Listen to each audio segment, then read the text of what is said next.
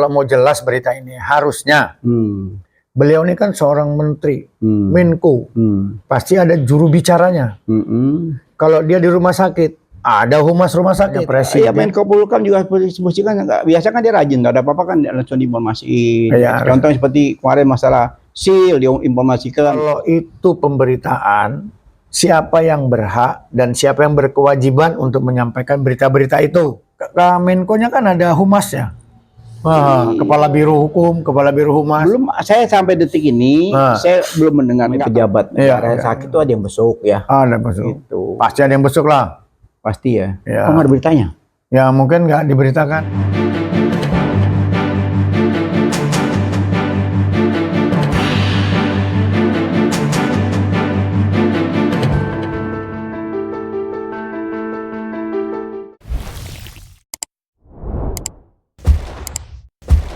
Bismillahirrahmanirrahim. Assalamualaikum warahmatullahi wabarakatuh. Waalaikumsalam warahmatullahi wabarakatuh. Jumpa lagi di Has Channel dan Peace Channel. Iya, amin. Bisik-bisik kenegaraan dengan Laksma Jenderal Sony Santoso. Baik, Jenderal. Alhamdulillah. Alhamdulillah. Ini saya undang khusus nih. Masya Allah. Wabil khusus. Karena menyangkut TNI. Wah, kok TNI gimana maksudnya? Iya, ada pejabat TNI yang lagi sakit. Oh, ya wajar lah ya, sakit. Jenderal lagi sakit kan, makanya saya panggil jenderal. Purnawirawan, kalau dinas nggak mungkin. Iya, jenderal purnawirawan yang lagi sakit. Ya, mungkin biar apa kabarnya tuh akurat ya, daripada dengar di medsos kan macam-macam nih kabar burung.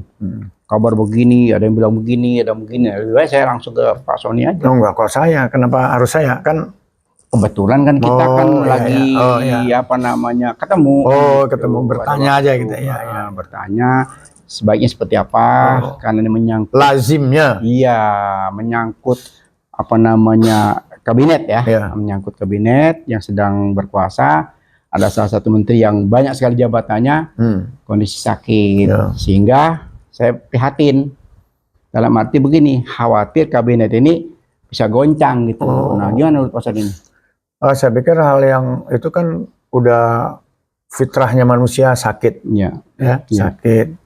Tinggal ini kan yang dimaksud tadi kan beliau seorang pejabat ya. Iya, jabatannya banyak. Oh banyak, jadi mungkin ya sakit karena saking banyaknya jabatan, sibuk ya kan ya, kecapean, kelelahan. Itu hal yang wajar lah, qadarullah. Itu manusia kan sakit, ada bisa sakit. Terus maksudnya apanya nih yang dimaksud pemberitaannya gitu? Iya, kepengen tuh kalau kabar itu kan banyak kabar burung nih. Oh, maksudnya kabar buruk? Ya macam-macam di medsos itu, ada yang bilang begini, ada yang dibawa Singapura.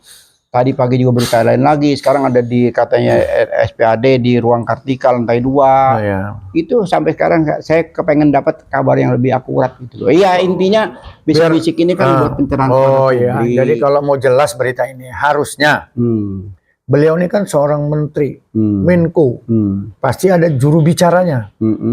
Kalau dia di rumah sakit, ada humas rumah sakit. Jadi yang resmi aja. Itu yang saya maksud. Oh gitu maksudnya. Jadi harus diinformasikan kepada masyarakat sehingga tidak timbul gonjang-ganjing, gosip. Oh, jadi maksudnya melalui sarana ini Habib menghimbau. Iya, pejabat publik itu kan publik kan harus tahu. Iya betul. Ya setidaknya kan kepengen tahu, penasaran kondisi sebenarnya seperti apa. Ya mungkin kita minta doa kepada masyarakat seluruh Indonesia supaya segera sembuh. Iya betul. Kan gimana pun juga beban negara ini kan besar. Utang juga cukup banyak. Beliau terlibat langsung banyak hal dengan utang ini kan. Gitu. Perjanjian internasional juga banyak beliau terlibat. Oh, jadi terhambat gitu ya.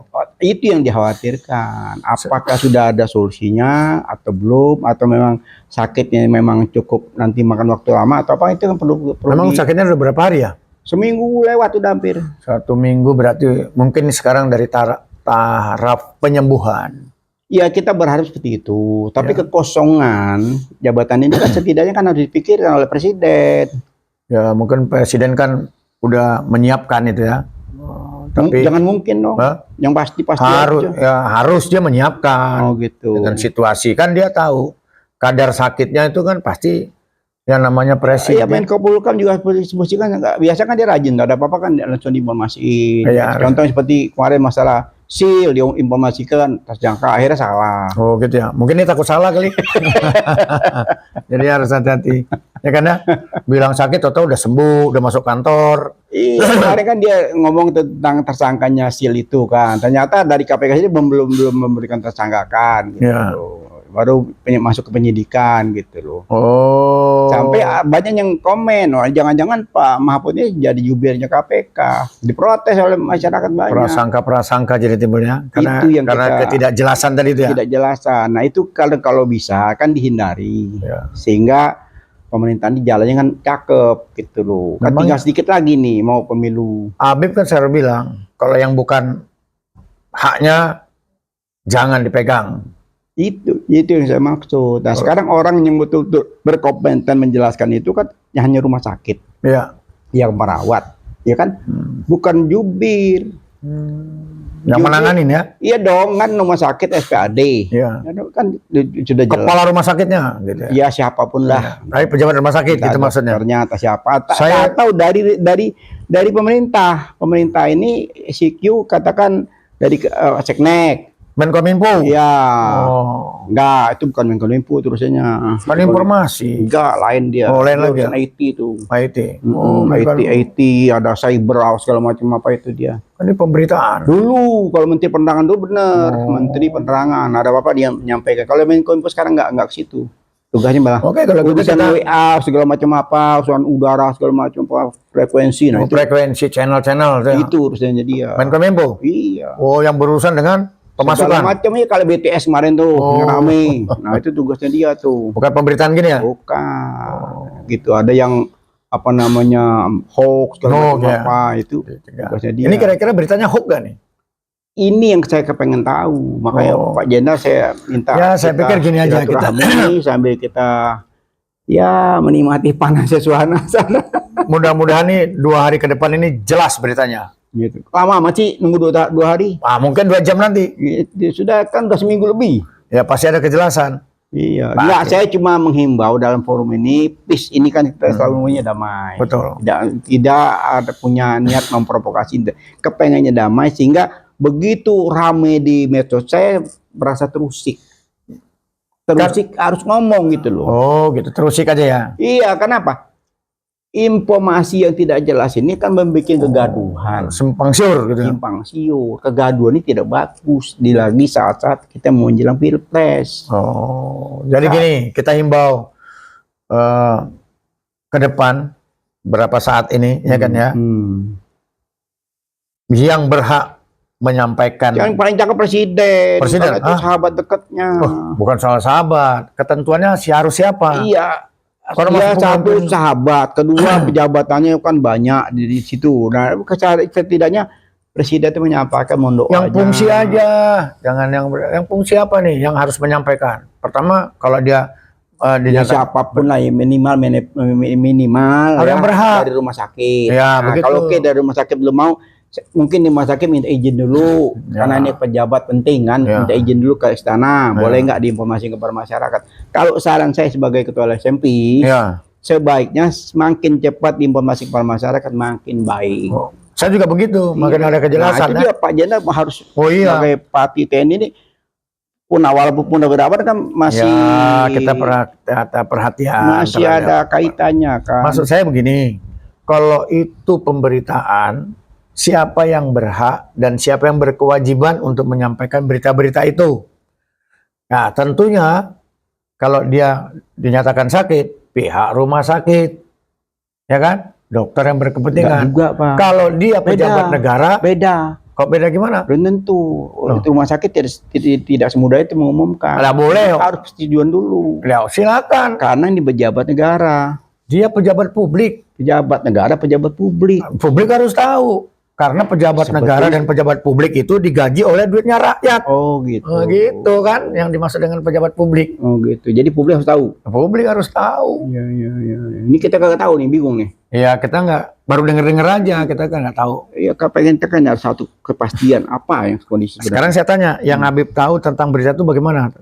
Sampai detik ini beberapa narsum yang saya coba kontak. Lewat mana itu? Ya, lewat WA, lewat telepon. Ya betul sakit. Itu aja informasinya, betul sakit, SPAD. Waktu itu katanya mau dibawa Singapura, ternyata kabar beda lagi gitu loh. Nah, itu jadi apa namanya? Ya. Perlu dijelaskan kepada publik sehingga tidak menimbulkan kegaduhan. Itu aja intinya. Ya, saya paham itu. Oleh sebab itu kita himbau. Ya, yang kan biasanya kan Menko Polhukam kan rajin kalau gini-gini. Harusnya. Iya, dia kalau diem, ada apa sih? Mungkin dia nggak punya hak untuk menyampaikan itu, atau bukan kewajiban dia. Dan ini kan bukan soal hak dan kewajiban. Ya, kan itu sama-sama di apa sama nama di kementerian. Kan Habib kemarin ngomong sama saya, job description. Ya itu kan kalau tugas-tugas khusus. Ya, sama juga. Kali ini kan keprihatinan. Ada salah satu anggota yang lagi sakit. Ya. Ini masa yang ada anggota yang kena kasus yang buru-buru diumumin yang sakit. Kan itu Menko-nya kan ada humasnya. Kepala Biro Hukum, Kepala Biro Humas. Belum, saya sampai detik ini saya belum mendengar. Nggak tahu lah, mungkin saya memang tidak melihat atau apa. Wallah alam. Oh, dari situnya belum? Kelihatannya, tapi nggak tahu juga. Mungkin Pak Sadar lebih tahu.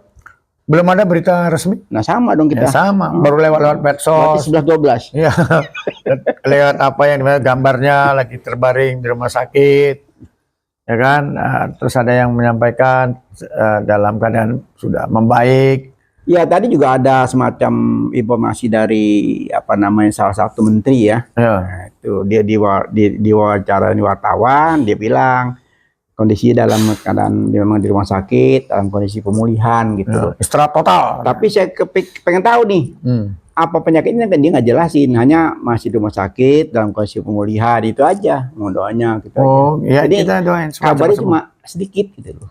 Begitu ya. Kebanyakan kan lebih detail, ada posisi. Kalau syukur-syukur ada yang ya setidaknya kan namanya pejabat negara sakit itu ada yang besuk ya. Ada besuk. Gitu. Pasti ada yang besuk lah.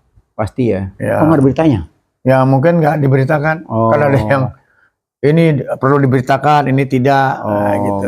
Mungkin sakit jadi nggak perlu diberitakan. Ya mungkin karena sakit jadi nggak perlu diberitakan. Tapi kalau ulang tahun kemarin kan diberitakan. Oh gitu. Jadi setelah ulang tahun katanya kan gitu ya. Ada puyeng-puyeng gitu. Kecapean kali ya. Ya wajar lah. Jadi sama seperti yang tadi Menteri tadi bilang itu kecapean, jadi sehingga dia perlu istirahat beberapa hari di rumah sakit gitu. Ya tapi kalau himbauan ya, semacam himbauan atau ya bisik-bisik politik negara kita ini menyampaikan kepada netizen kita khususnya dan elit-elit politik ya. Ini sebagai contoh ya bahwa hidup itu tidak selamanya gagah. Oh gitu, iyalah. Ya, tidak selamanya gagah. Mesti ada ya, sakit, sehat, gitu ya kan. Ini kan itu semacam proses pembelajaran ya. Nah perlunya kita silaturahmi, besok orang sakit, mengantar orang yang meninggal, itu kan untuk mengingatkan diri kita. Sama aja. Kita ini kan nunggu giliran aja nih. Tahun depan, besok, lusa, kita nggak tahu. Memang.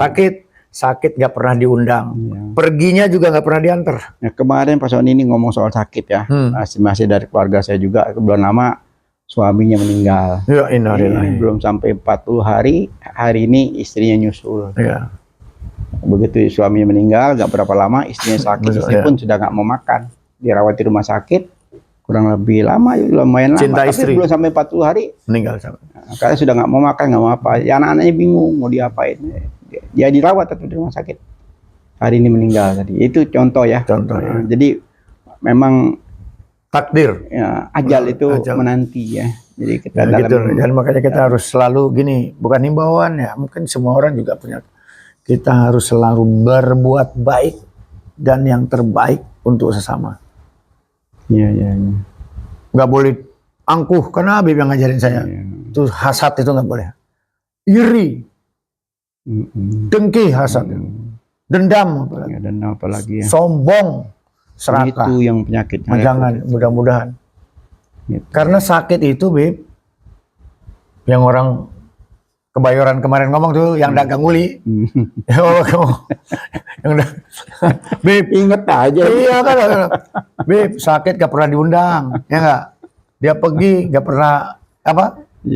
Pulang gak pernah diantar, katanya. Ya kan ya, jadi datangnya nggak kelihatan, perginya juga nggak ketahuan. Iya, mungkin datangnya nggak pernah dijemput, perginya juga pernah diantar. Cerita Apa itu? Nih, Itu ada saat cerita tentang maut. maut ya gitu. Ini sedikit kita apa melenceng dikit ya. Boleh, Nggak apa ya. Oh, tausiah kok. Habib kan. Jadi ada satu orang yang memang dia Ya. takut mati. Ya. Gitu. Oh, takut wajar lah takut mati. Ya. Jadi dia takut nanti, dia minta sama salah satu nabi yang bisa Hidupin. bukan ngidupin. Dia takut dia mau lari dari maut. Oh, gitu. Gitu. Dia mau lari dari maut. Wah, Jadi lucu juga. singkat cerita, yang diminta tolong ini dia bisa menguasai angin. Ya. Jadi dibawa sama angin si orang ini. Nah, Terbang. dibawa jauh sehingga tak terbayangkan jauhnya gitu loh. Sampai di tempat malaikat maut nunggu di sana. Waduh. Udah ditunggu ya. Masya Allah. Nah, ini salah satu contoh. Dia takut dengan maut, dia minta dibawa jauh-jauh oleh angin. Ayo angin itu kalau salah satu nabi yang menguasai ilmu angin. Ya. Dibawa jauh sampai Tetap sana. juga diuber, Malaikat nunggu bukan diuber, dan nunggu di sana. Udah nunggu sana. Oh, jadi angin mempercepat gitu ya. Iya, enggak takdir tadi gitu. Oh, iya, Takdir iya. dia meninggal di mana tadi, dia minta kalau takdirnya seperti meninggal di situ gitu loh. Kan memang apa namanya? Ya ini apa benar enggak ceritain ya Ya selalu. cerita kan itu bisa jadi. Ini salah satu contoh mengingatkan orang takut dengan maut tapi begitu nyampe sana malah maut jemputnya di situ. Takut, berani, maut, mati pasti datang. Nah, ini dia pasti ada datang. lagi nih kemarin Oleh sebab nih, itu, teman saya gimana? lagi ada ini mantan Komnas HAM. Oh, Pak Hafid Abbas ini kan beliau kan kebetulan lagi masalah Komnas HAM kan ada di sana, ada di Tel Aviv. Gitu. ya. Saya telepon dia nggak diangkat. Habib, mohon maaf Habib, saya lagi di Tel Aviv. Waduh, tadi saya ketar-ketir. Lo lagi Saya WA kecambuk lagi. sana, kecambuk. Saya lagi WA lagi. Gimana Pak Prof Hafid Abbas kondisinya gimana? Alhamdulillah Habib, saya sudah lolos dari apa namanya bisa lari dari situ, dievakuasi dan sekarang saya sudah di Indonesia. Doa Habib kabul katanya. Di Indonesia udah sudah di Indonesia. Dia memang salah satu profesor Dr. Hafid Abbas itu memang tokoh Komnas HAM dia.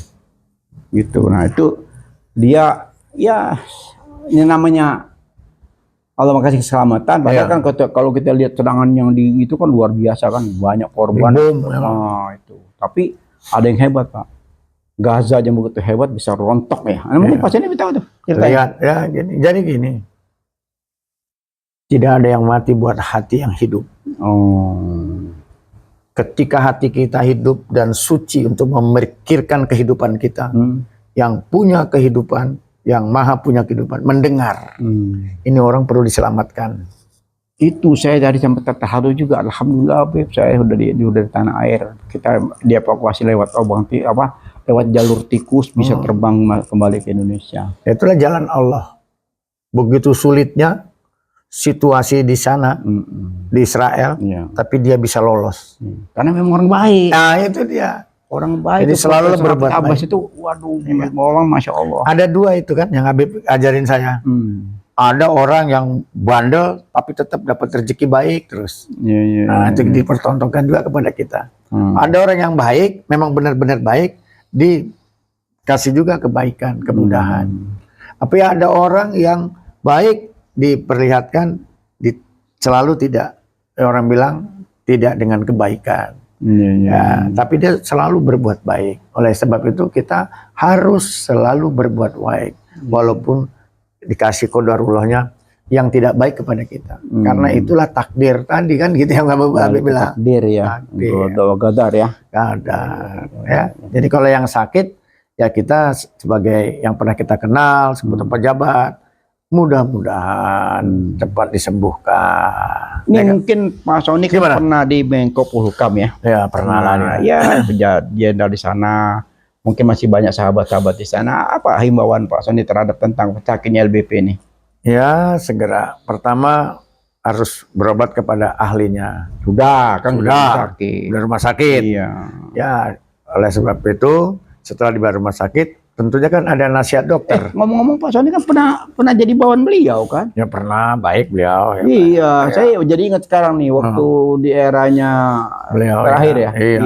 Beliau Menko Polhukam ya. Iya. Pak Sony sebagai apa sih itu? Ya masih asisten deputi. Berapa lama dengan beliau tuh? Ada 1 tahun. Wah, jadi atasan langsung dong. Iya. Masya Allah. Apa kesan-kesan yang pasti dapat dari seorang LBP? Ya, namanya kan di bawah asisten ada deputi, ada sekjennya, ada kepala-kepala yang lain. Ya kita dengar, tapi ya namanya menteri kan dengan kesibukan banyak ya, keluar kemana-mana. Mungkin Pak Coco bisa cerita dikit tentang dia lebih dalam ya, selama baik, bekerja sebagai di situ apa yang ya kita ngomongin baik-baik aja lah. Ya baik, memang baik lah. Itu ya. Ya.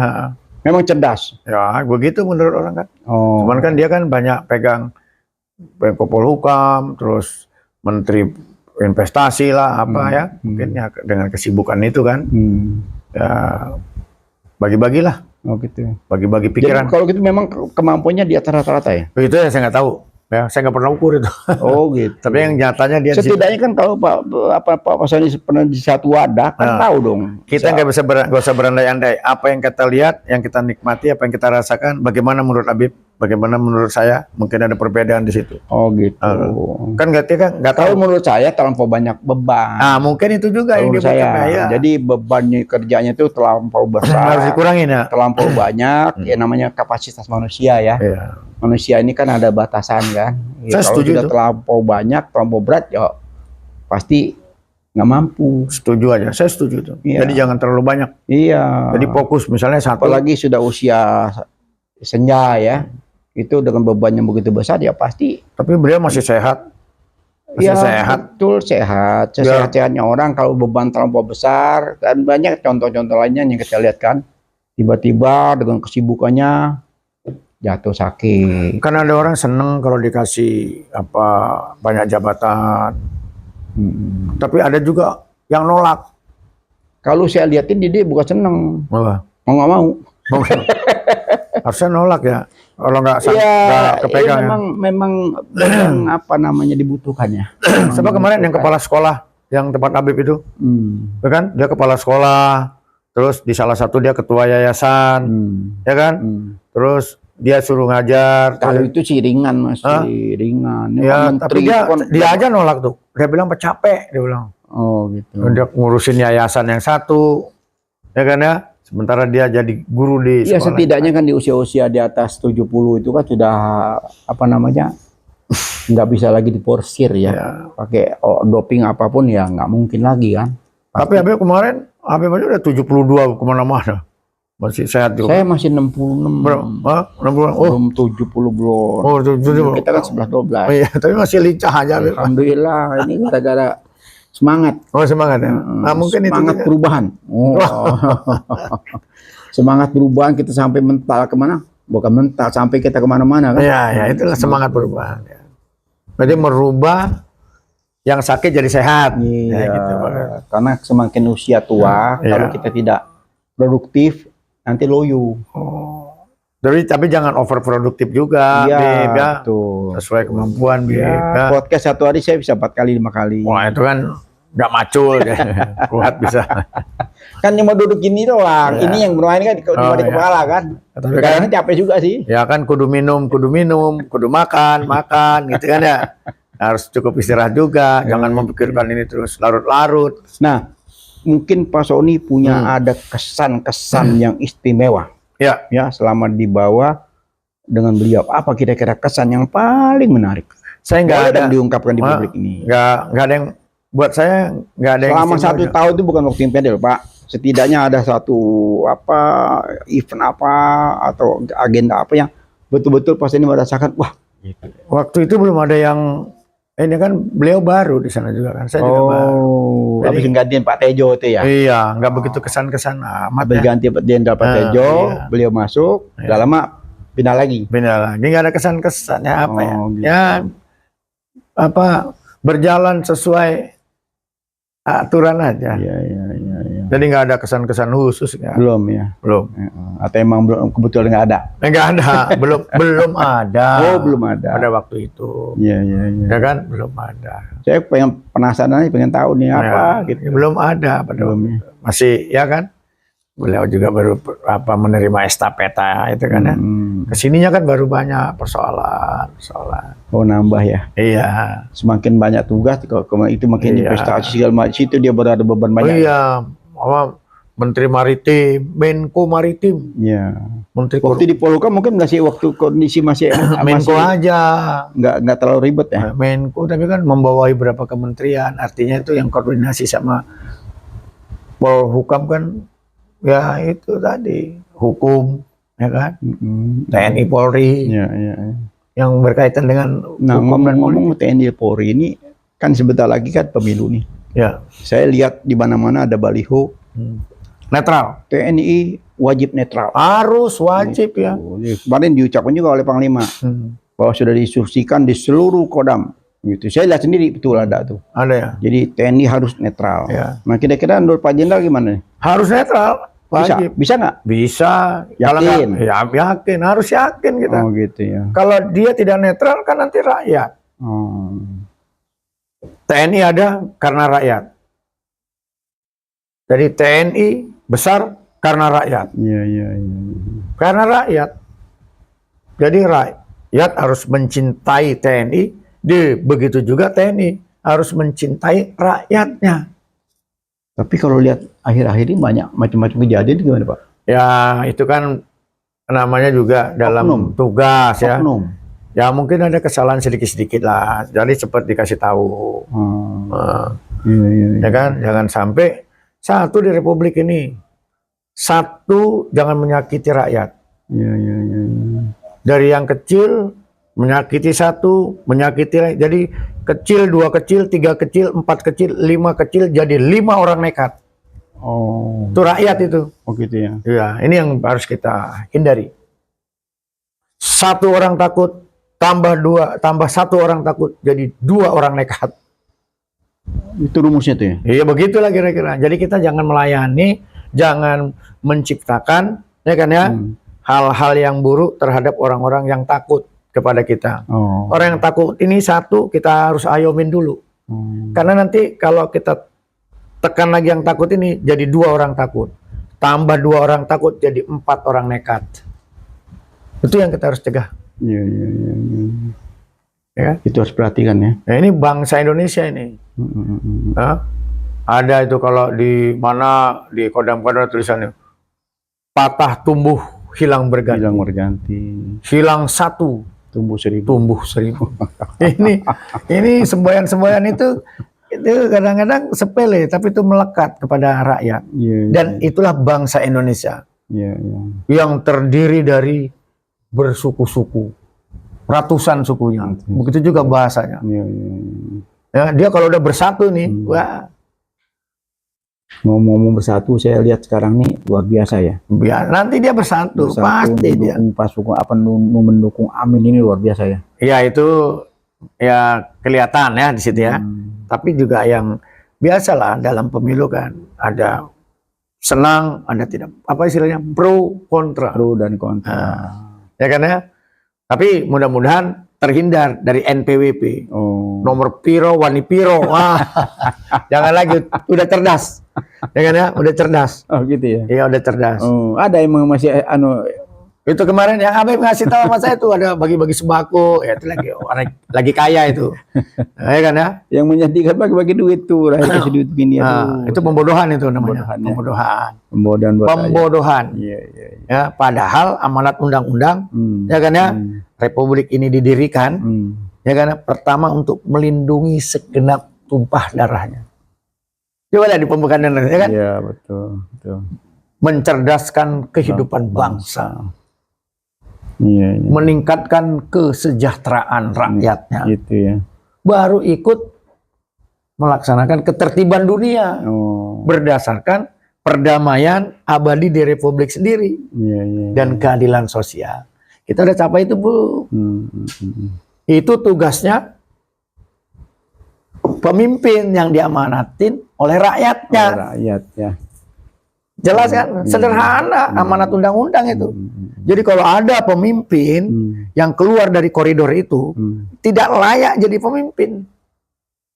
Jangan jadi pemimpin. Nanti kan dinilai kan setelah 5 tahun bekerja.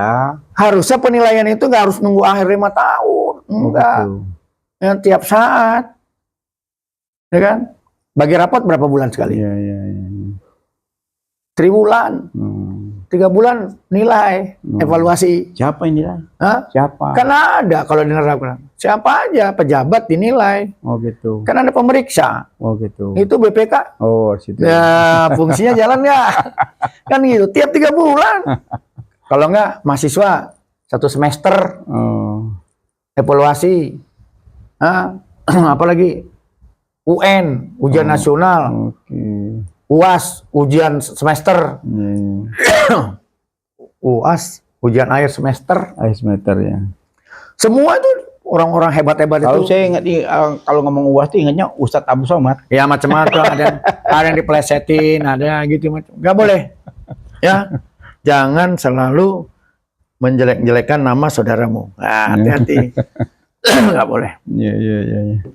Jelas ya. Sampai sini saya pikir paham ya. Amanat undang-undang tadi itu tugas. Jadi sebetulnya pemimpin itu pelayan masyarakat karena dia digaji dari uang rakyat. Iya. Ya kan? Nggak usah pakai diminta.